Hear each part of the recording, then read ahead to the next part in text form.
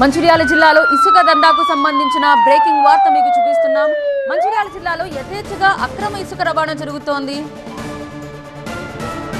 జైపూర్ మండలంలో అభివృద్ధి పనుల పేరిట ఇసుక తవ్వకాలు చేపట్టారు. స్థానిక ఎంపీడీఓ పేరిట ఇందారం దగ్గర గోదావరిలో ఇసుక తవ్వకాలు జరుగుతున్నాయి.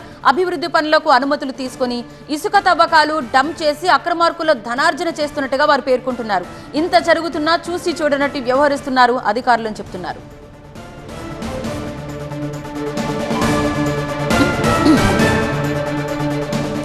మంచిర్యాల జిల్లాలో యథేచ్ఛగా అక్రమ ఇసుక రవాణా జరుగుతోంది. అనుమతులు తీసుకున్నది ఒకదానికి, కానీ దందా చేస్తోంది ఇంకొకటి. జైపూర్ మండలంలో అభివృద్ధి పనుల పేరిట ఇసుక తవ్వకాలు చేపడుతున్నారు. స్థానిక ఎంపీడీఓ పేరిట ఇందారం దగ్గర గోదావరిలో ఇసుక తవ్వకాలు చేపట్టారు. అభివృద్ధి పనులకు అనుమతులు తీసుకుని ఇసుక తవ్వకాలు డంప్ చేసి అక్రమార్కులు ఆర్జిస్తున్నట్టుగా వీరు పేర్కొంటున్నారు. ఇంత జరుగుతున్న అధికారులు చూసి చూడనట్టుగా వ్యవహరిస్తున్నారంటున్నారు.